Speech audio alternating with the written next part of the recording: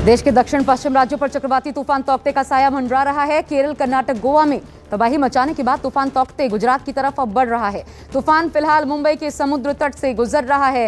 मुंबई में इस वक्त तेज हवाओं के साथ बारिश हो रही है। वहीं प्रधानमंत्री मोदी ने तूफान पर सीएम उद्धव ठाकरे से बात की। चक्रवाती तूफान तौकते करीब 160 किलोमीटर प्रति घंटे की रफ्तार से बढ़ रहा है, जिससे निपटने के लिए मुंबई में एनडीआरएफ की 3 टीमें, साथ ही पूरे महाराष्ट्र में 12 टीमें तैनात की गई हैं। अब तक तूफान से प्रभावित इलाकों में 8 लोगों की जान जाने की भी खबर है, जबकि कई 100 पेड़ गिर पड़े। आपदा से निपटने के लिए एनडीआरएफ की 50 टीमें तैनात है। गुजरात के कच्छ में तूफान से तबाही की आशंका को देखते हुए प्रशासन पहले ही अलर्ट पर है। बस कुछ ही वक्त में ये टकरा सकता है। गुजरात सरकार तूफान से निपटने के लिए पूरी तरीके से तैयार है। साथ ही तटीय इलाकों के मछुआरों को सुरक्षित स्थानों पर शिफ्ट कर दिया गया है। मौसम विभाग ने चेतावनी दी है, ये तूफान 24 घंटे में और भी ज्यादा भयावह हो सकता है।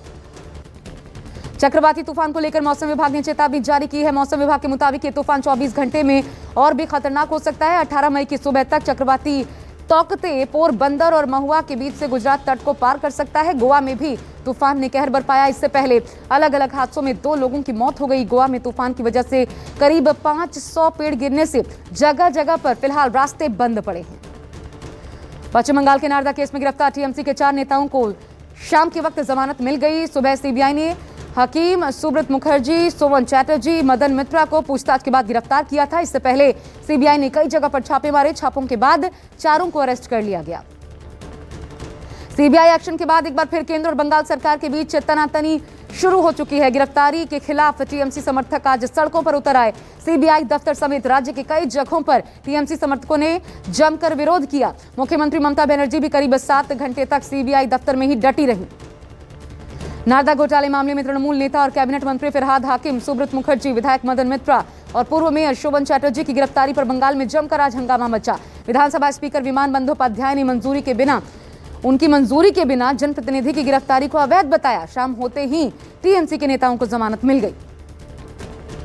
टीएमसी नेताओं की गिरफ्तारी के खिलाफ बड़ी संख्या में आज समर्थक सड़कों पर भी उतरे। टीएमसी समर्थकों का आरोप कि बिना नोटिस के मंत्रियों और विधायकों को अरेस्ट किया गया, जो कि गलत है। पुलिस ने टीएमसी समर्थकों को काबू करने के लिए लाठीचार्ज भी किया।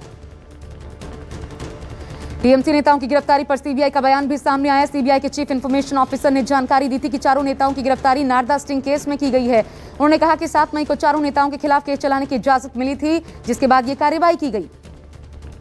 आज डीआरडीओ की कोविड रोधी दवा 2DG को लॉन्च कर दिया गया। रक्षा मंत्री राजनाथ सिंह ने 2DG को लॉन्च किया। इस दौरान स्वास्थ्य मंत्री डॉक्टर हर्षवर्धन भी इस मौके पर मौजूद थे। रक्षा मंत्री राजनाथ सिंह ने कोविड रोधी दवा 2DG की 10,000 खुराक की पहली बैच को जारी किया। हैदराबाद की डॉक्टर रेड्डीज लैबोरेटरीज में इस दवा का उत्पादन किया जाएगा। आपको बता दें कि डीआरडीओ के institute of nuclear medicine and allied sciences द्वारा डॉक्टर रेड्डीज लैबोरेटरीज के सहयोग से ये दवा तैयार की गई है। देश में 25 दिन बाद कोरोना मामलों में कमी देखने को मिली है, लेकिन मौतों का आंकड़ा अब भी 4000 के पार है। ये चिंता की बात है। भारत में पिछले 24 घंटे की बात करें तो कोरोना के कुल 2,81,386 नए मामले सामने आए। कोरोना से बीते एक दिन में 4,106 लोगों की जान भी गई है। महाराष्ट्र में कोरोना से एक दिन में हुई मौतों की संख्या फिर डराने लगी है। कोरोना से महाराष्ट्र में 974 लोगों की जान गई, जबकि 24 घंटे में कोरोना के 34,389 नए मामले सामने आए। इधर दिल्ली में कोरोना की रफ्तार थोड़ी कम हुई है। पिछले 24 घंटे में कोरोना के 4,500 नए केस सामने आए। हालांकि 24 घंटे में 340 मरीजों की जान गई। दिल्ली में अब 62,000 से ज्यादा लोगों का इलाज चल रहा है। देश में एक्टिव केस में कमी देखने को मिल रही है। इलाज करा रहे लोगों की संख्या 36 लाख से कम हो गई है। अब तक करीब 2,46,00,000 लोग कोरोना से संक्रमित हो चुके हैं। देश में रिकवरी रेट 85% से ज्यादा है। एक्टिव केस बढ़कर करीब 15% हुए हैं। कोरोना से मृत्यु दर 1.09% है। प्रधानमंत्री नरेंद्र मोदी ने देश भर के डॉक्टरों से कोरोना पर आज उनके सुझाव और अनुभवों पर बातचीत की। पीएम मोदी ने कोविड केयर में लगे डॉक्टरों के समूह से वीडियो कॉन्फ्रेंसिंग के जरिए चर्चा की। इस दौरान जम्मू कश्मीर, नॉर्थ ईस्ट, साथ ही देश भर के डॉक्टर मौजूद थे। भोपाल से बीजेपी सांसद साध्वी प्रज्ञा सिंह ठाकुर ने गौमूत्र से कोरोना संक्रमण रोकने का दावा किया है। उन्होंने कहा वे खुद गौमूत्र का अर्क लेती हैं, इसी के कारण अब तक इस संक्रमण से वो बची रही। उनका दावा है गौमूत्र से फेफड़ों का संक्रमण खत्म होता है। ऑक्सीजन कॉन्सेंट्रेटर्स की कालाबाजारी करने वाले दिल्ली का कारोबारी नवनीत कालरा को पुलिस ने आखिरकार गिरफ्तार कर लिया। कालरा गुरुग्राम के एक फार्म हाउस में छिपा बैठा था। दिल्ली हाईकोर्ट से पहले ही कालरा की अग्रिम जमानत याचिका खारिज हो चुकी है।